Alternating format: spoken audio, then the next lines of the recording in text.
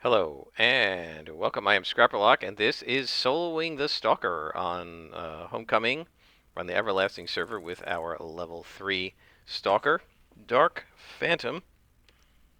And this is the playthrough I'm doing to kind of showcase what great soloers Stalkers are. Again, I want to emphasize I'm not trying to argue with anybody. I just saw a video naming Stalkers as one of the worst soloing classes, and I was shocked that anybody would say that, given the fact that I consider them, along with Scrappers and Brutes, to be the top tier soloing classes. But again, remember, I love playing melee, so so here we are, and we're going to be continuing with our missions for the science character, and hopefully hitting level 4 and maybe 5 today. And it's the Christmas event, so we might open some packages if I see a few of them around. But mostly I just want to level up, and we've got to get our defense at level 4, and then we're probably going to get super jump at level 6, and then assassin strike at level 8, and I'll explain why I plan to do that. Again, I do want to point out what's beautiful about the Stalker is no aggro. So even if you don't have that little um, flight, prestige power, or whatever, you're still safe from enemies, and you'll be safe from enemies wherever you go as long as you don't attack them. Right? Then, of course, all bets are off. We are in a level plus 0 mission, so this should be a level 3 mission. Why these guys are level 1, I don't know. I guess this is a rear-loaded mission. So when City of Heroes was first designed, they eventually kind of, I feel like they changed this, but in the initial missions, it's still leftovers of it. What they did was they decided that some missions were kind of normal missions, and these missions had generally the level that you are, right? The level of the mission holder is the level of the enemies in the mission. And then they had, oh boy, we got 5 spawns in here. This is going to be hard. Let's see if we can do a poll. I don't like doing polls with a Stalker, but I think we probably have to here because there's so many of them. And we are still only 3rd level and only have a couple powers. So the logic is you're a level 1 character, you're going to get level 1 missions. You're a level 3 character, you're going to get level 3 missions, and so on and so forth. That was the initial design for most missions. That is how they did it, but they also designed 2 other types of missions. Let's wait till we're hidden. The first alternate type is called a front-loaded mission, and in front-loaded missions, what they did was they put the mission, the individuals in the mission could be up to 2 levels higher, I think, than the mission. Generally, they only go up 1, but they can be up to 2 higher. And so what they did was they called it front-loading, where they put the level plus 2 in the front. So we're level 3, you'd see some level 5s at the beginning, and then as you went back into the mission, right, past here, you'd see level 4s, and then as you got further back, you'd see level 3s and level 2s, or you might start with level plus 1, then level plus 0, then level minus 1, and you're eventually fighting green cons at the back. That's a front-loaded mission. And then back-loaded missions, you start like we did with green cons and blue cons, and then you eventually will find yellows and oranges at the end. And so those are like the 3 main models. Most missions are flat. They're not front or back-loaded, but there are some of each, and especially in the early game. The presence of these front and back-loaded missions, especially the front-loaded, really caused trouble for new players in the beginning of the game, because we didn't know that that was happening. So you'd walk into a front-loaded mission, you'd see a bunch of yellow or orange cons, and you're like, holy crap, I can't do this, right? And you would just leave. And the reality is, if you just used all your inspirations on the first couple spawns, which you could do and survive, then the later spawns would get easier and easier and easier, right? But a lot of players didn't know that and didn't realize it. And the only reason I know about front and back loaded missions is because people were complaining, why is this mission so messed up? It's a level 10 mission, and there's level 12 guys at the beginning. And when you get to the end, they're level 9. Like, what's going on? And one of the developers came on and explained the difference between front and backloaded missions. And then we were like, oh, we did not know that that's what it was. That was the intended design. Now, I don't feel like I encountered a lot of front and backloaded missions in the upper levels. You do get missions where, you know, it's +1 to you, or some random number of spawns is +1 to you, but in the upper levels, I don't feel like I ever encountered as many front and backloaded missions as in the first like 20 levels. It seems like that system sort of peters out, and you just end up with basically spawns are randomly +0, +1, or -1 to the mission, right? Rather than being in a sequential order. And there's our kidnap victim. But we got a bunch of Vajaloks over here. So let's smack them around. I always hate when I miss with Shadow Maul. A lot of people don't like Shadow Maul. And especially they didn't like it in the early part of the game, right? Because we can watch what it does. When you animate a power in City of Heroes, you are locked, right? So I'm going to click this, and then I'm going to hit the back key, right, the S key to go backwards, and you'll see how long it takes. Boom. I'm hitting back. There we go, right? So I hit back the whole time, but it didn't start going back until when you saw it. And so that's because it has a very long animation. It's basically damage over time. Players like damage over time when you throw the damage over time and it just ticks, right? What they hate is when you do damage over time and you're locked while the damage over time is going. A lot of players said, what is the point of that? Right now you can't do anything. And in fact, martial arts had a power a lot like this called Storm Kick, where the martial artist put their foot up and went, like, kicking you to the face, and went kick, kick, kick, kick, kick, kick, kick, right? And did, I don't know, 4 or 5 ticks of, say, 10 damage when Thunder Kick was one shot of, say, 25. It did good damage, just like Shadow Maul does, but people did not like being locked in place, so Storm Kick was eventually turned to where you jump up, spin once, and do a single damage, and it was not a dot damage over time. I actually like those damage over time, and I don't mind the animation locks you. Like, if you just know that it's going to do that, it's not a problem. You just account for it, right? Don't hit that when you see an embalmed cadaver getting ready to blow itself up, because you will die before your animation ends, right? Or at least get damaged before your animation ends. So you just have to be, you know, careful. Oh, want to hide first? So yeah, the number one problem that I will probably face as we go through with this character is overconfidence, right? She's a stalker. I'm going to treat her like a scrapper, pretty much. And I get into scrapper lock. There's no such thing as stalker lock, really. And scrapper lock is where you, sorry, I was checking. I have a heating pad on my foot because I have plantar fasciitis and it's bothering my heel right now. So I'm trying to get myself some heat therapy. Anyway,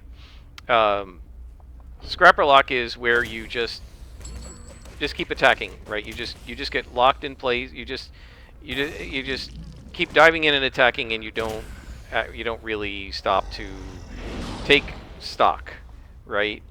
You just in scrapper lock, and it's a term that came from the forums of City of Heroes back in the day, where the scrappers talked about how they'd get into scrapper lock, right? They would look at that double misses with an 87% chance. Oh, sometimes I hate this game. No, I don't hate it, but so yeah, what they said would happen, which does, as a scrapper, is you just get so kind of intoxicated by just diving in and doing damage, and you're so resistant to the incoming counterattacks that it often turns out that you don't realize that you're in danger, and you're just in scrapper lock, and you're just moving from spawn to spawn, taking out enemies, right? And you can do that as a Stalker too. There's absolutely no reason that you can't, but you're also, if you do that, you're giving up the biggest advantage of the Stalker, which is hide. I had a friend on the Daybreak Initiative who played pretty much exclusively Scrappers and Stalkers and sometimes Brutes. She actually had multiple versions of the same character, which is almost what I'm doing here, kind of redoing Quintessence Lass, although I didn't make her Quintessence Lass, right, as a character. But redoing the same idea as Quintessence Lass. And so I'm kind of doing the same thing here. We have a little over aggroed here, so help ourselves out a little bit. And so she did tons of Scrappers and Stalkers and some Brutes. I don't know if she ever did Tankers, but she was definitely a big melee hound like I am. And she insisted that the absolute best archetype in the game, like for doing good damage, was a Stalker. When I tried to argue that Scrappers like do better when you're not in hide, she said, no, you can still do better damage with the Stalker because of Assassin Strike and how much damage it does. And she came out with the numbers, like I don't remember what she had for numbers, but yeah, she said you can definitely do tons of DPS with Stalkers, and you don't, she said you don't even need to put hide on. You can play like a Scrapper and be as good as a Scrapper, and then on top of that, you have Assassin Strike. So, so that wasn't me, that was her, but take that, and take that as you want. I personally think that Stalkers are the easiest class to solo. They're not the fastest if you're going to be trying to avoid face plants, because you have to wait for hide to re-engage and take advantage of your assassin powers. But they are one of the safest. Let's do a package. They are one of the safest because of the hide and the fact that you can start battles whenever you want and not when you don't. Now, this battle we can't start when we want because it's a Christmas present, and we were naughty instead of nice, I guess. So we get 3 little white cons. Sometimes when this sort of thing happens, this is similar to the Halloween event, Trick or Treat, where you click open a door and sometimes you're trick and sometimes a treat. It's basically the same thing. You can get 3 minions, or a minion and a lieutenant, or sometimes a boss. You rarely see bosses, though. Wow, we got lots of enhancements. Oh, I thought this was accuracy. Oh, no. 2 hit buff. Why is this not letting me... Genome alteration reflex. Oh, this 2 hit buff. Duh. Yeah, no. Accuracy is what we wanted. It looked almost the same graphically to me. So we're going to go ahead and sell.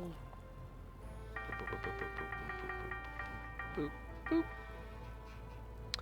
And we have not yet gotten our first salvage. I think that happens at level 5.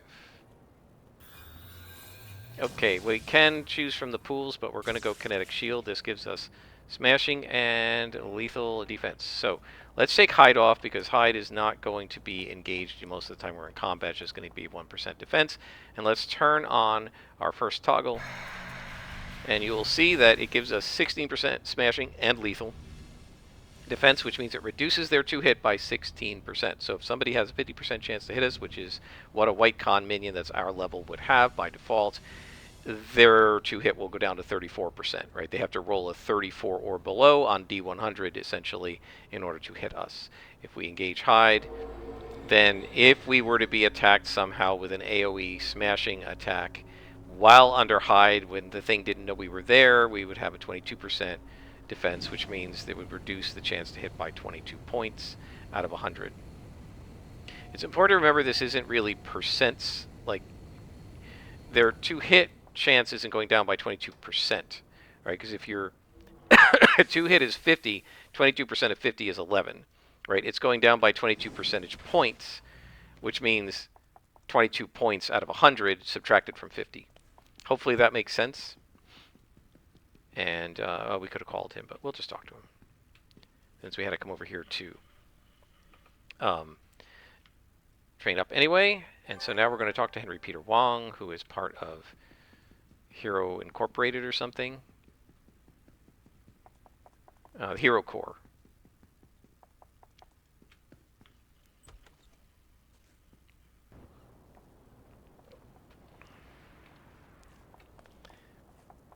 A lot of people pronounce that word wrong. C-O-R-P-S is a core, silent P and silent S. It's not a corpse. Corpses are dead bodies. C-O-R-P-S-E.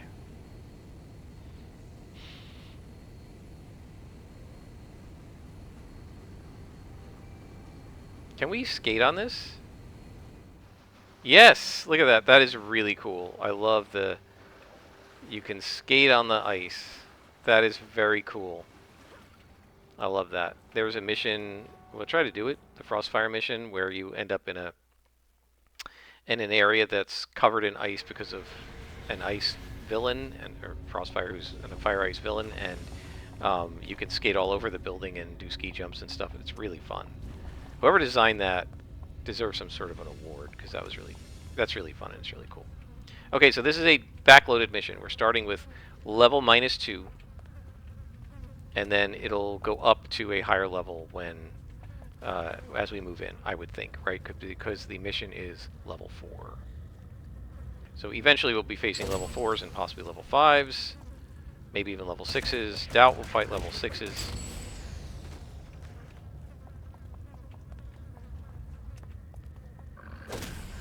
I remember one of the things I complained about in live, and they eventually fixed it with, obviously, the difficulty slider, right, where we go and tell it what, whether you want level +1, level +2, level -1, etc. But one of the things I complained about was that the frequency of missions where you're getting +1 and +2 mobs seemed to go down as you went up in level. So by the time I was in my 30s, in my initial run of City of Heroes back in 2004 or 5, everything was +0, and it was just too easy, right? And so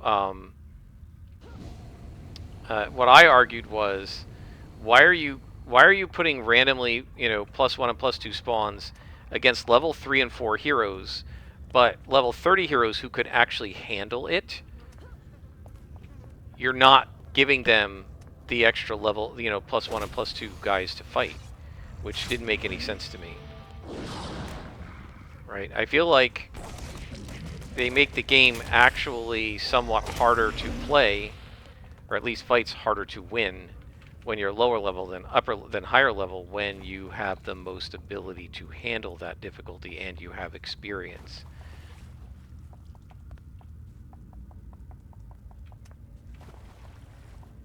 So one thing I do want to comment on, one of this person that I kind of started making these videos in response to, who said that they felt that Stalkers were some of the weaker solo characters, and one they wouldn't recommend a new player to use, which I would. I think new players can do great with Stalkers. I feel like the only thing that is bad about Stalkers for new players is that it can make you lazy, right? Because you never have to worry about aggro, right? And you can walk right through this cave without anybody attacking you. If that's your experience of City of Heroes, and then you go play a tanker or something who's got a taunt aura, and you don't realize what's going on, you could be aggroing the whole friggin' mission and be pounded and not understand what's going on because you're so used to just being able to cruise on over to everywhere you want to go without drawing aggro. Now, what do we have here? Do we have a boss? We have a Mortificator. No, Skull Fractory's Lieutenant. Where are you? Okay.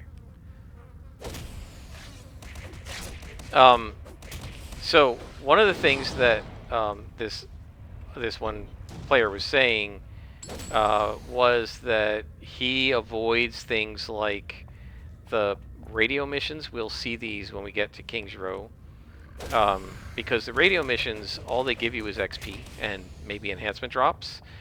But if you do either the story arc missions, where you get reward merits, or if you do flashback missions at Ouroboros, where you also get reward merits, you have essentially get better rewards, because on top of whatever XP and loot drops you would get otherwise, you also get the reward merits. Right? So that means that you should either do flashback missions or do story arcs. Now, I agree that those are better rewards, and I definitely like doing story arcs, as anybody who's watched this channel knows. But I do think there is a case to be made in specific circumstances for doing radio missions. I don't do them a lot either, because they're basically just generic trash missions, right? It's just fill in the blank mob has kidnapped fill in the blank NPC and is in fill in the blank warehouse, right? Or fill in the blank map, go get them, right? And they just randomly assign the mobs the NPC name and so on and so forth. So it's basically like a random encounter table from D&D. There's nothing important. There's no story arc. They don't link together, right? So it's basically just junk missions. And, you know, they're fine for, as he said, earning XP, but, you know, they don't get you any reward merits or any of that sort of thing. We're fighting a couple of yellows here, so maybe we need some defense. Let's do that, because we don't need those. But there is a case when you do want to... is there a cadaver? There is a case when you do want to do it. And that is when you run out of contacts, right? Sometimes you finish your level, say 5 to 10 contacts, and it's level 8. And you don't have any more contacts currently, but there are other contacts you haven't been given. Every time you fill up the detective's bar by doing radio missions, the detective will offer you a contact in that zone. So if you're in King's Row and you run out of contacts, you do want to do radio missions, because then you'll get another contact at King's Row, right? So I just want to make that point. It's not necessarily going to get you any XP or rewards like that, and you know, you're not getting better loot, you're not getting reward merits and stuff, but you might get more contacts. And if you're looking for contacts, then you might want to do it. Right, so I just do want to point that out.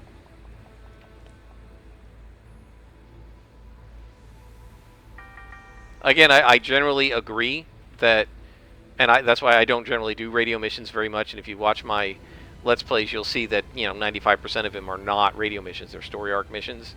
Sometimes they're Ouroboros, but it's mostly story arc missions. But I have done radio missions when I can't get contacts and I'm not ready for the next zone.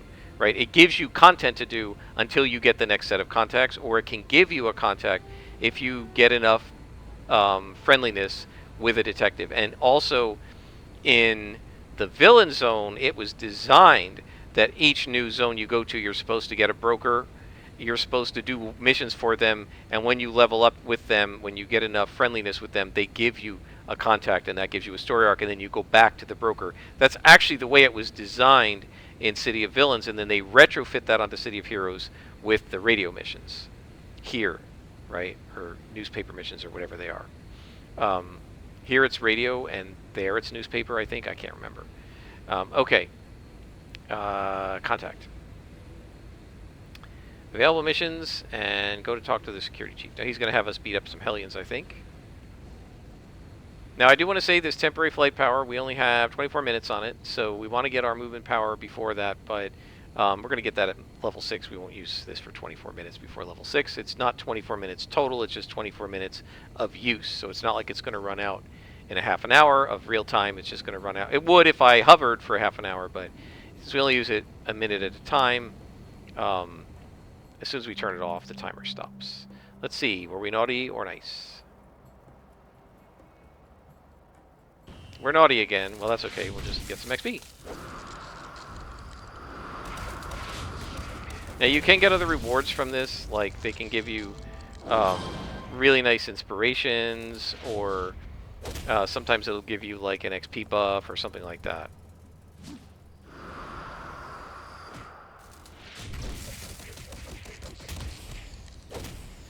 There we go.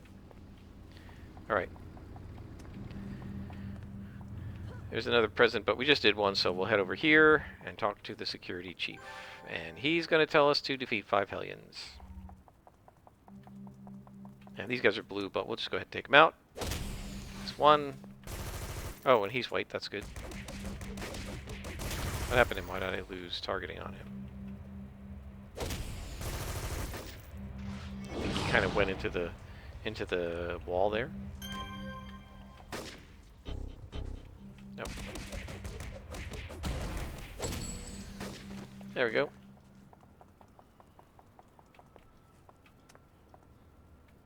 Wow, that's a lot of guys. I don't need to defeat that many guys, do I? I guess we can. It's fine.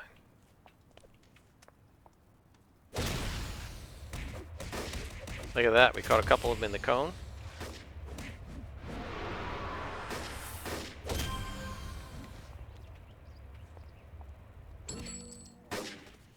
And that's enough for this mission. But we'll finish the spawn off. Somebody ran, didn't they?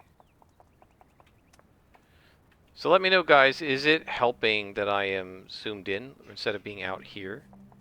Especially when we're inside, is it helping to be zoomed in like this?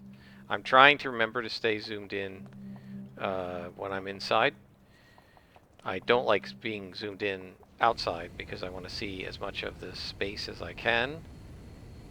But let me know. The other thing I also wanted to say was I don't intend to do a lot of tutorializing in this playthrough, but if folks need help with stuff and want me to do some tutorial stuff, I absolutely can. Just make a comment. And I realize we got this guy's phone number. Just make a comment and I'll be happy to happy to do it. So here we are. We are, other than Father Time, which is a special thing we're not going to do, we've now run out of contacts. Right now we don't have any detectives in this zone because they don't do that in Atlas Park. But if we had a detective, we could run missions for the detective, and then once we had enough influence with the detective, he would offer us 1 of 2 contacts, and we'd pick the one we want, and then we could do missions for that contact. So let's sell off our enhancements.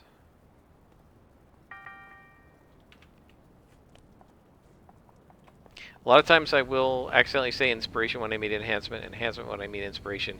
I do actually know the difference.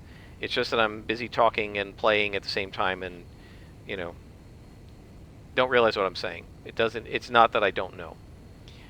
Okay, so we don't have any missions here, so let's see. Maybe we can just street hunt a little bit till we get to level 5. I think we want to go toward the hollows. I think there's some level 5s and 6s up there. Hollows is over there. We can do the hollows when we get to, like, I mean, I think they give us missions now, but it's too high level for us. Here we go. White cons are fine. We're very close to leveling up.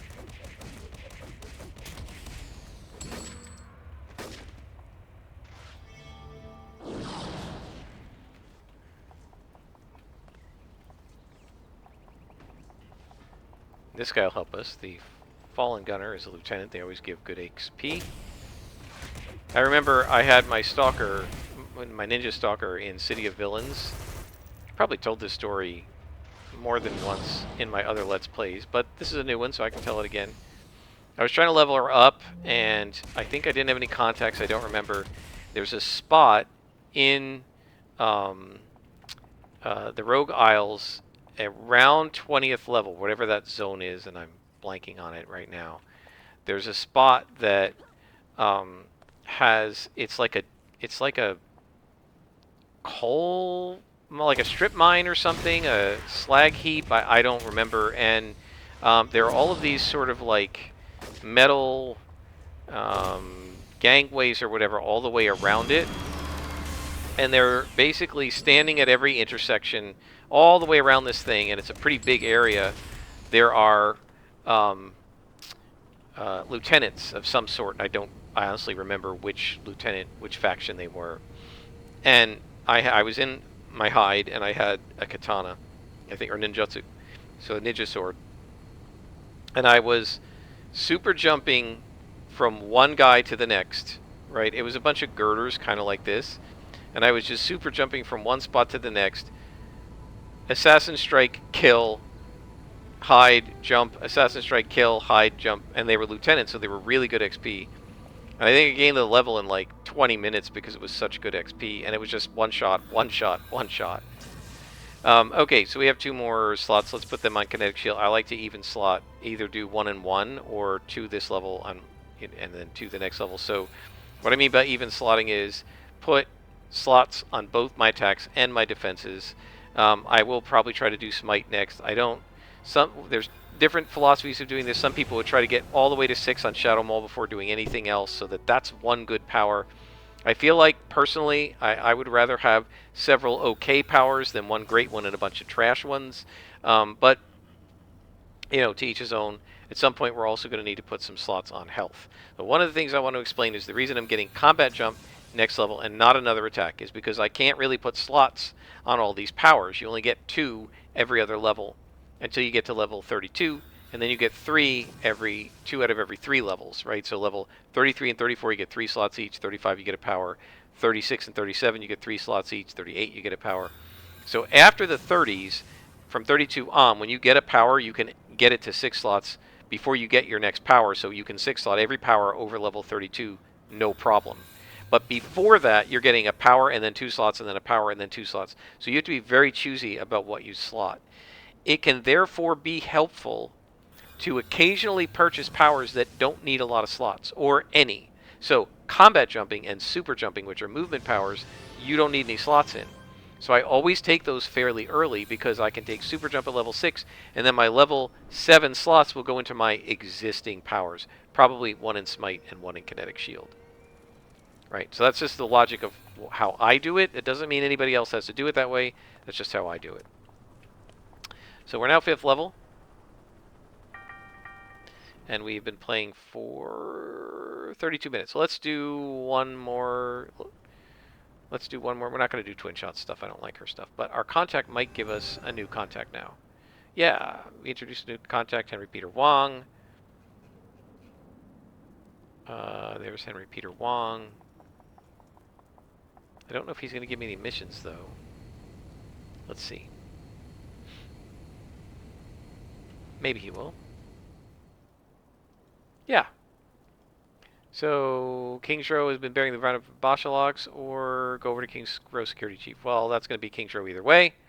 So this is forcing us into King's Row. Now this is going to be beautiful for our Stalker rather, because our Stalker can get through the really high, the +3 and +4 enemies of King's Row will not be a problem to attack us because they won't see us.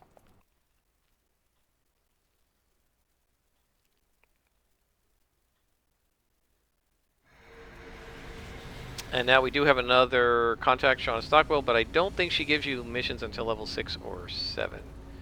So we're kind of in the, what do we call it, the doldrums. When I was, when we first, back in the old days, we used to call them the doldrums, where you're still trying to get, you're too high a level for Atlas Park, you're not high enough level for King's Row.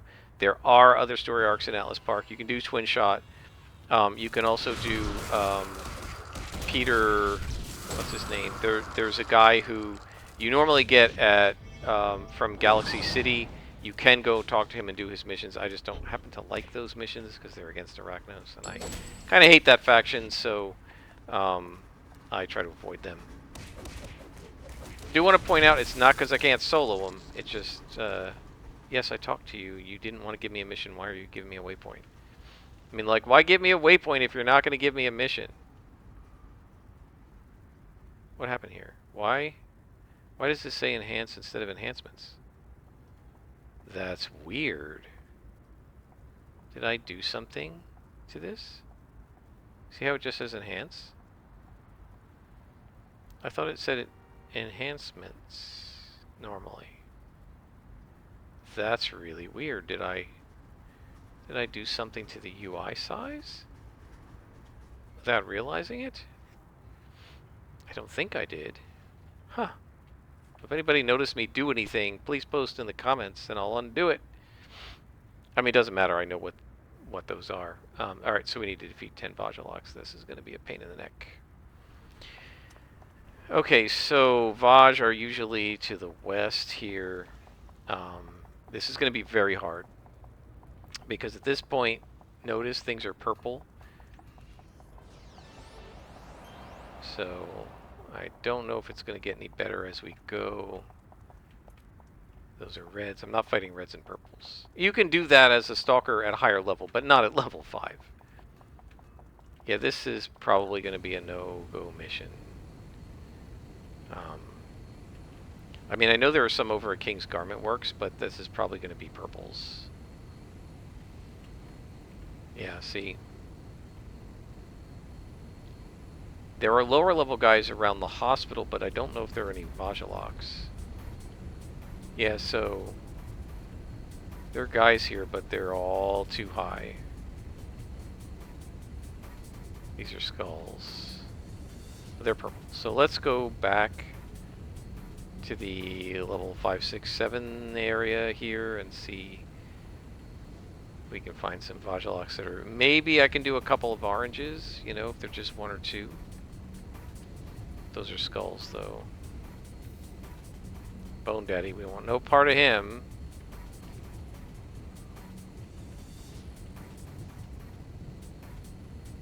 Yeah, I don't think this is a logical mission to do at level 5. So, let's go back to Atlas Park.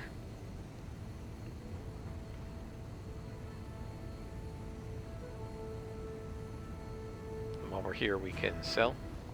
I always like that they have the vendors right here at the elevated train. Alright, so let's go back to Atlas Park.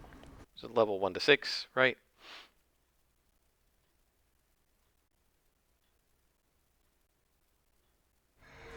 And much as I don't like this guy's arc, let's just do it. Again, story arcs are better than just about anything else. We could do detective missions. Do I have the detective? We could do the detective missions. Let's do that. Let's go ahead and do what the guy said not to do, because this will get us the XP we need to be a high enough level to do the zone, and it'll also get us the radio, because you can't do the radio until you talk to the detective. So let's do the detective. Sorry about going back and forth, but it's been a while since I played level 1 to 5. Haven't done it in a while. I did do it a few months ago. So my D&D group switched to a Deadlands group, as you guys may know if you follow the channel, and we've been playing Deadlands for a long time. But around May, the group had to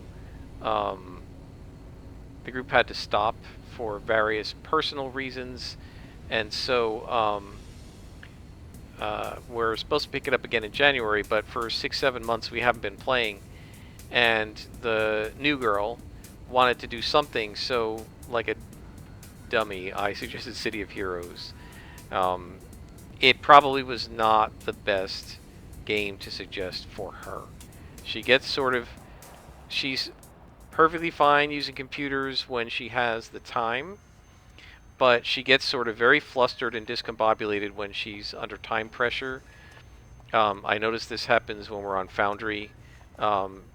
She struggles because she's trying to do it quickly so she doesn't waste everybody's time, and what she ends up doing is wasting even more time because she's in a rush and she's not clicking the right buttons or selecting the right parts of the interface.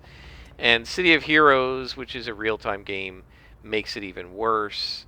Let's see, Circle of Thorns, Arachnos, no. Council, let's do the Council. And we're going to, no, we want to do that. Okay.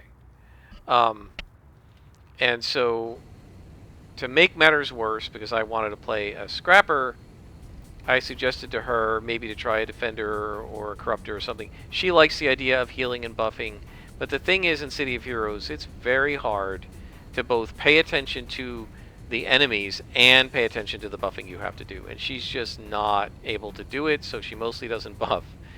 She mostly attacks with her corruptor, which is fine. I mean, it is one of the major abilities of the corruptor is to do ranged attacking, but you know, there have been many times when we face planted because she didn't heal me, and then I face planted, and then she face planted, right? And if she had just targeted me with her O2 boost and used it, I could have lived long enough to defeat the enemies and save her. So, yeah, she struggled with it, and I thought afterwards, you know, I should have told her to play a Stalker, because she struggles to handle aggro, right? But a Stalker can shed aggro no problem. She often, in traveling across the town, even though she has flight, finds ways to aggro things and get herself killed multiple times on the way to a mission. And as a Stalker, she would never die on the way to a mission, right? Because you just turn on hide and it's impenetrable. She often accidentally draws aggro inside missions. Again, as a Stalker, she would be much less likely to do that. I'm not saying it's foolproof. Obviously, nothing is. Oh, whoa, whoa. I didn't see how much damage they were doing to me. I'm not saying it's foolproof because obviously nothing is.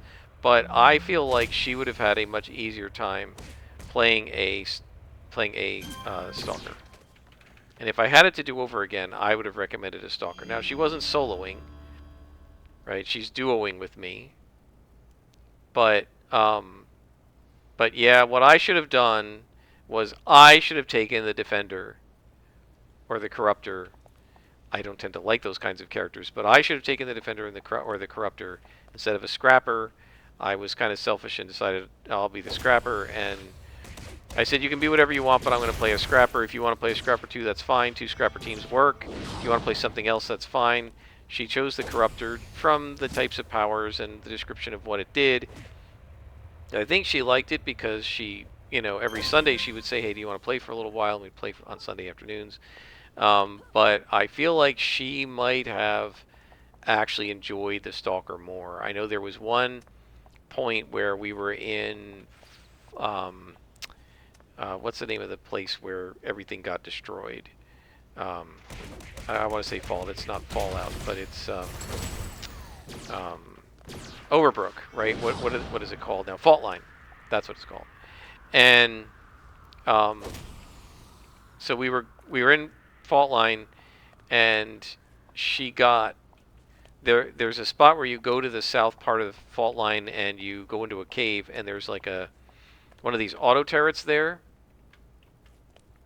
and she died like 4 times trying to get into the cave because she just wasn't fast enough to basically find the door, get it in front of her, fly down, click on the door, and get inside. Every time she tried to do it, she got killed. And it got to the point where I had to go aggro the gun and just use some purple pills, because it was a purple gun. It was like +2 to us, or 3 or something. I had to go aggro the gun and stand there and hold its attention while she was trying to sneak in there, and she didn't have stealth, and she also didn't have hide. And if she'd been a Stalker, it would have been absolutely no problem for her, because she would have just had hide on, and she'd just come in and, hey, no problem. Why'd you take all this damage? You know, because I was getting shot at. I was just, you know, I would take one hit and get inside, and she would take a hit, maybe get knocked down because she's a Corruptor, get flustered, spin the camera around, not be able to find the entrance of the cave, and then get killed before she gets inside. And she must have died like 4 times, and she was getting very frustrated, I think. And again, if she'd been a Stalker, wouldn't have happened.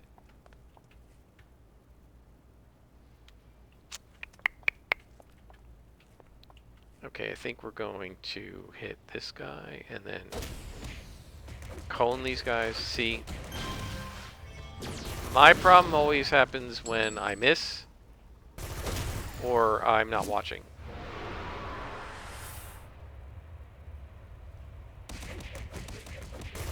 And there we go.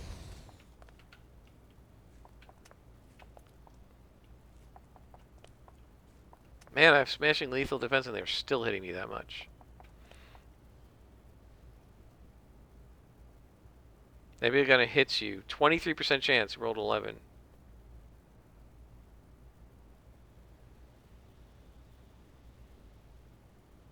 Twenty 34% chance, rolled a 9. There's nothing you can do about them rolling a 9s and 11s. Oh, I gotta zoom in. Sorry, guys. Keep forgetting.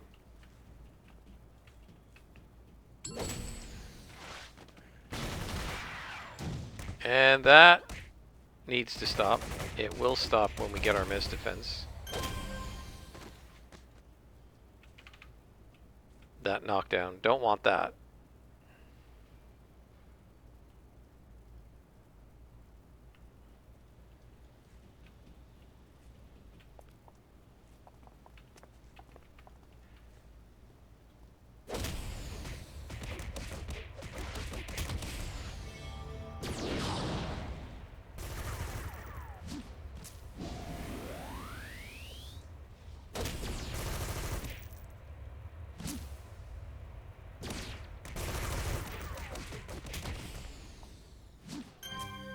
Okay.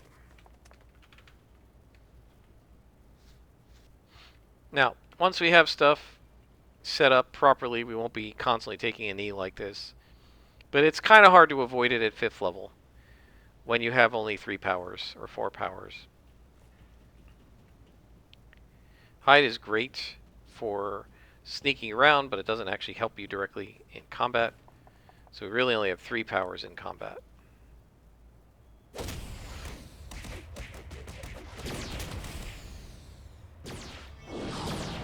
It does help to have the Nemesis Staff and the Trank Dart. So I guess we have 5 combat powers. Can't really count Brawl.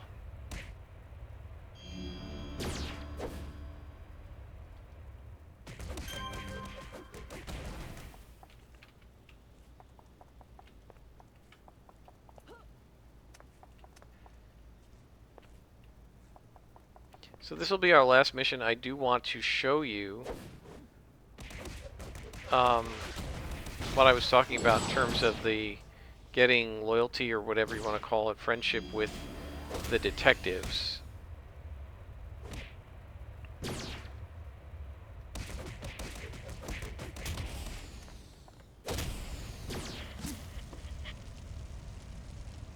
And then we'll stop.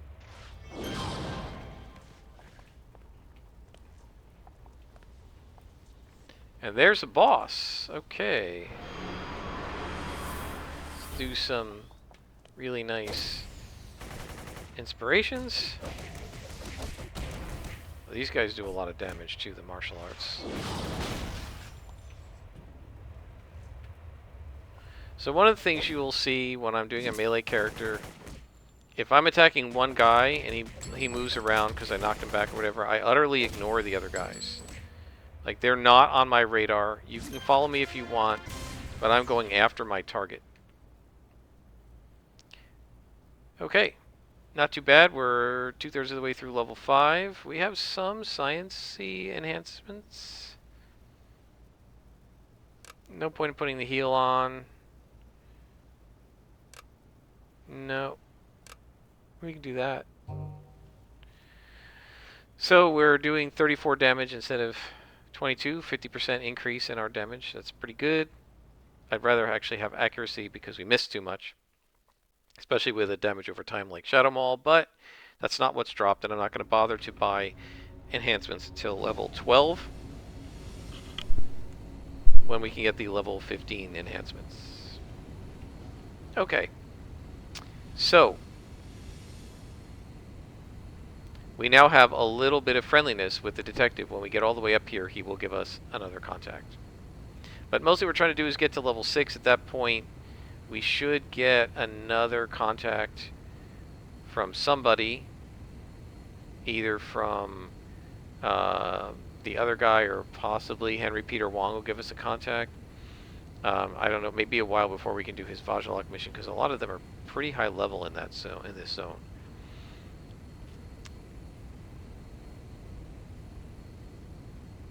So I hope you guys are enjoying. I hope you're seeing how much fun it can be to be a stalker. It's sort of a carefree life because nothing can aggravate you unless you want it to. This is a contact over here that we'll get to eventually, I hope. There are all these plaques around the city. If you click on them, you can get history badges. The way the plaques work is usually there's a plaque in each of 5 or 6 zones, and when you read them all, it gives you a single storyline. Sometimes the badge progress bars will tell you that. So we can go to the history badges, and you can see that I've started exploring. I've got 1 of 20 completed for this particular badge, right? And when you get them all, most of them don't take 20, but when you get them all, then you get a badge. All right, folks, I think that's a good place to stop. Until next time, I am Scrapperlock, and this has been City of Heroes soloing the Stalker.